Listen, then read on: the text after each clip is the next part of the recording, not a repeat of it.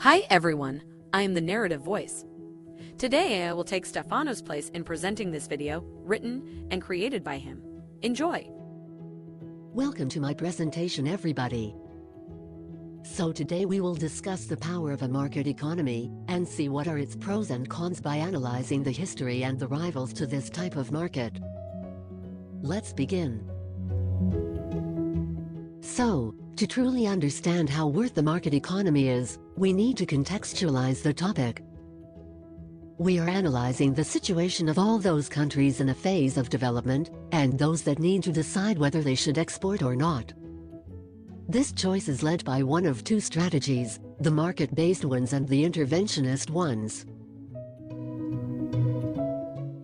The market-led strategies are based on the concept of the Keynesian economics, and therefore they believe in the concept of a free market where the government has little or no role apart from its political ones, and goods should be more easily accessible in the markets. We can then synthesize by saying, the market in this theory is best led by its own, hence this is kind of inspired by capitalism. Moreover, even if the government should have no part in the economy, it is its job to intervene to guarantee that the law is followed, and that there is no corruption. All of this should cause long-term growth, but on the other hand, on the short run, this is a synonym of inefficiency. In fact, it turned out multiple times to be wasteful, expensive, and really harmful, especially for lower and middle classes. Here we see some examples of this theory.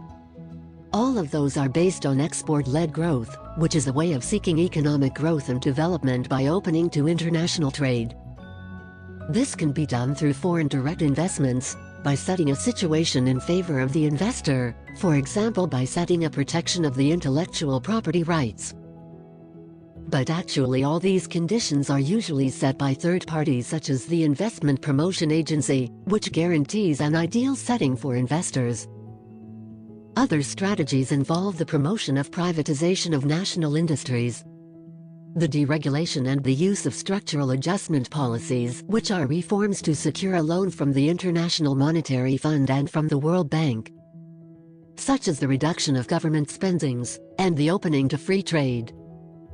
To conclude this theory, ALS believes that poverty reduction strategies should come from the International Monetary Fund and from the World Bank. All of this, for market-led strategies, will guarantee a greater general income of money, that will itself bring development. The second kind of strategies we are now analyzing are the interventionist ones. Based on the neoclassical economics theory, those ones are exactly the opposite of the ones presently analyzed. In fact, they are all about the belief that the government should have an active role by manipulating the market in such a way to allocate the resources for the best possible outcome. Here we see four examples that follow this theory. The first one is to apply an import substitution. This tactic provides a replacement of imports with goods from the domestic production. The second strategy is to apply protectionist trade policies, which are a form of protection for the domestic market via higher tariffs, subsidies for the domestic import quotas, and in general any restriction to hinder imports competition. Then an exchange rate intervention would help. For example, by lowering its own currency, a government could make the costs to export lower, but the imports would be more pricey. Lastly, a general government involvement in the export market would help in all the situations previously described. Now that we know the two factions, however, the question arises, how should one decide the fate of one's nation, and what factors should one pay attention to? Unfortunately, the question to this answer does not exist. In fact, in the world there has always been a great heated debate about it, and the disagreement was not to be ignored. But by analyzing the history of the global economy, perhaps we will better understand some fundamental events that have radically changed the history of the economy, and therefore have made the choice between the two strategies relatively easier to make. Then let's go back to the times of the Second World War, when the government and the central bodies were in command of the economy. The latter brought out the flaws in the system quickly.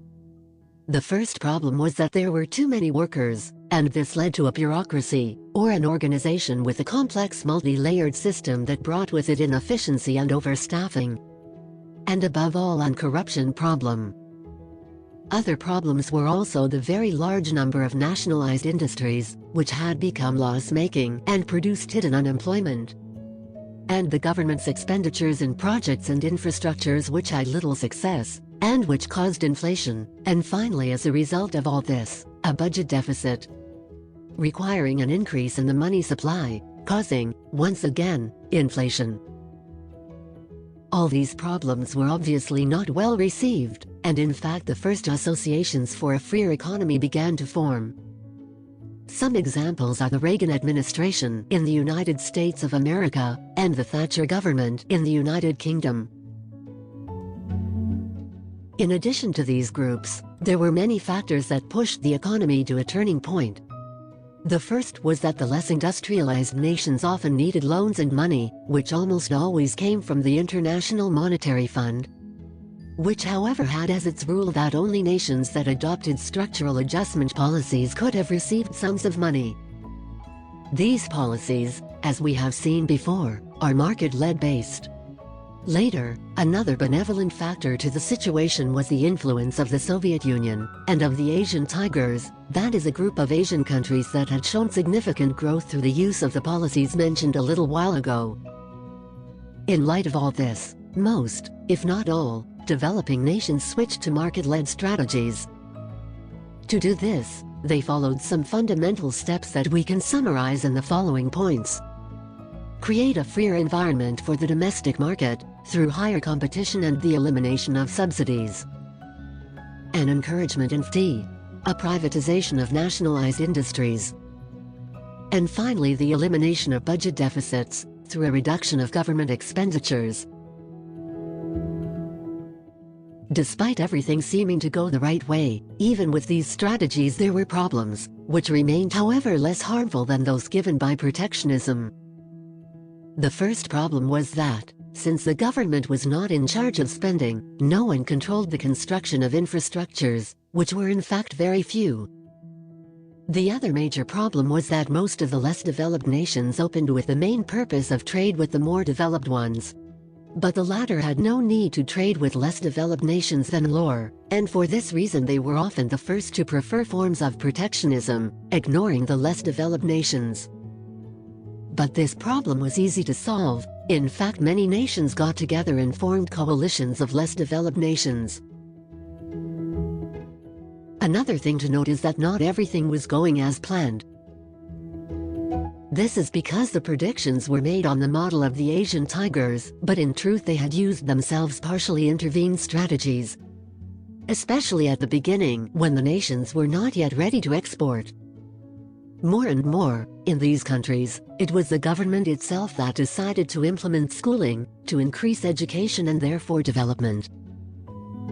So from what we have seen so far, it is clear how market-led strategies work very well in the long run, while the interventionist strategies work better in the short run. But then why can't all economies be a perfect mix between the two? First of all, we know that economics is not an exact science, and for this reason there is no rule to understand the right balance between the two types of strategies. Moreover, this idea of the mixture between the two could work if and only if there were trade justice, and therefore if the more developed countries would trade with the less developed ones. If there were encouragement of political stability, and therefore the elimination of corruption, and finally, effective and targeted aid, which means accurate strategies to reduce poverty. I think my opinion is quite obvious. I find the market economies much better, and even if they present some problems they are the less worst of the two evils, and can be solved in a relatively easy way. I also think that today most of the nations follow this pattern, and therefore it is easy to find allies for agreements and to cooperate. But now let's see some real-life examples where the theory explained up to now is put into practice. As regards agreements between nations, there are many, but I will mention three. The first two are between less developed nations and more developed nations, while the last is a pact between several nations all belonging to the less developed sector. The first is the North American Free Trade Agreements, then we have the Association of Southeast Asian Nations, and finally the Pacific Alliance. To conclude, I want to quickly analyze the history and current state of my country of origin, Italy. To really understand how the stages were the same for everyone, I decided to present some important dates with the related events. Before 1900, after a period of economic and governmental crisis, Italy is divided into two. On the one hand, the nationalists, who we can roughly identify as those who wanted to expand geographically but remaining self-sufficient, which we can define as those for intervention strategies. While on the other side were the Republicans, who believed that the solution was to collaborate and share power in equal parts, and today we would define them as those for a market economy. In that period the nationalists won, and took control. In any case, in 1914, among the many nationalist purveyors, one stood out from the crowd. It was Benito Mussolini, a man who stood out for his revolutionary thinking, who clearly still maintained a nationalist mold, but had introduced the idea of collaborating, which has always been very dear to the Republicans. Despite that, this glory does not last long, and in fact, fascism is created shortly thereafter, a movement that we could describe as the extremization of nationalism.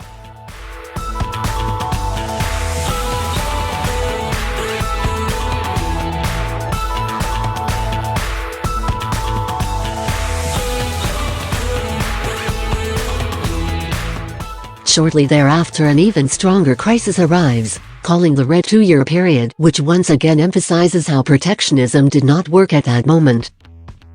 Time passes and we arrive at 1958, after the Second World War, where Italy finds itself in an economic boom that shows how the introduction of exports was extremely important and essential.